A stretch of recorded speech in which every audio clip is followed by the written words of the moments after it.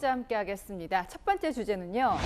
자, 민주당의 무슨 주간입니다. 더불어민주당이 대선에 패배하고 당 수습에 들어갔는데 어떤 시간을 갖고 있나요? 네, 민주당은 다음 주까지 패배를 성찰하는 반성 주간을 갖겠다고 했습니다. 예. 다음 주까지 우리 당의 감사와 반성의 주간을 설정해서 반성하고 그것을 잘 새겨서 더 좋은 민주당이 되겠다라고 하는 것을 알리는 그런 기간을 갖기로 결정을 했고요. 민주당 의원들은 SNS에 다시 시작하겠습니다라고 쓰인 패널을 들고 고개 숙이는 사진을 올리기도 했습니다. 자, 그런데요. 오히려 졌지만 잘 싸웠다 이런 분위기도 있다면서요. 네, 불과 0.73%포인트 최소 격차로 투표율이 정해졌기 때문인데요. 어제 의원총회에서도 일부 의원들은 졌지만 잘 싸웠다고 서로 위로하며 격려하기도 했습니다.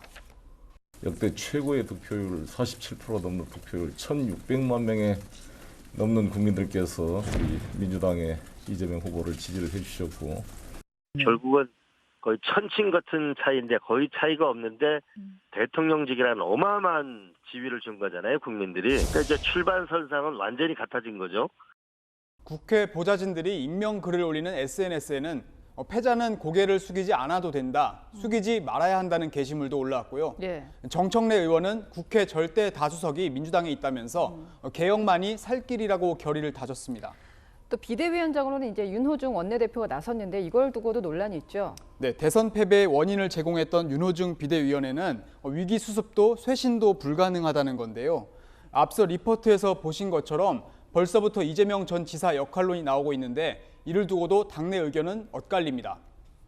힘든 대선 일정 막 끝냈는데 여기에서 지금 어떤 역할을 해달라, 어떤 역할을 해야 된다라고 하는 것 자체가 굉장히 좀 부담이 될 거고요. 민주당에서는 득표율에 취해서는 안 된다, 많이 지건 적게 지건 패한 거는 마찬가지다라는 자성의 목소리도 나왔는데요. 민주당이 국민 눈높이에 맞는 반성을 할지 자기 위로만 하다 끝날지 다음 지방선거에서 국민들이 판단하겠습니다. 다음 주제 보겠습니다.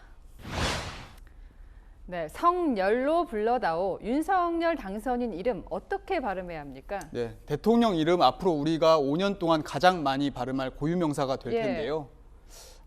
앵커께서는 항상 윤석열로 발음하시잖아요. 예전에 그러니까 어린 시절부터 친구들이 성열로 불렀다는 기사를 읽고 나서부터 그렇게 읽었거든요. 근데 서결로 발음하시는 분들도 계시죠? 네, 그 누구는 윤석열로 발음하고 제각각인데요. 그래서 기자들이 오늘 질문을 했는데 김은혜 당선인 대변인 윤석열로 불러달라고 분명히 했습니다. 원칙을 따져보면 어떨까요? 네, 지난해 국립국어원 국정감사에서 발음을 두고 논란이 있었습니다. 윤석열입니까? 윤석열입니까? 발음법상으로는 성열이 맞습니다. 석열이 맞죠? 아니요, 성열. 열자가 기쁠열이에요. 기쁠열이 아니라는 얘기죠. 석열을 발음을 어떻게 합니까? 그러면 석열이 맞습니다.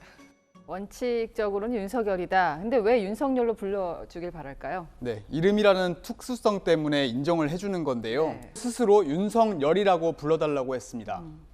저희가 이제 윤석열 제가 이렇게 발음을 하고 있는데 이름은 또 본인이 원하는 대로 부르는 게 있어서 윤석열 이렇게 부르는 게 더 좋다는 얘기를 맞습니다. 그게 더 좋으세요? 부모님이나 어릴 때부터 친구들이 다 그렇게 불렀기 때문에 윤석열이 아니라 윤석열로. 이름을 어떻게 불러주느냐, 당선인 뜻을 존중해 주듯이 이제 국민 뜻을 따라주는 정치를 기대해 봅니다. 네, 어떻게 부르느냐보다는 후대에 어떻게 기억되는 이름으로 남을까가 더 중요하겠죠. 지금까지 어랑야랑이었습니다.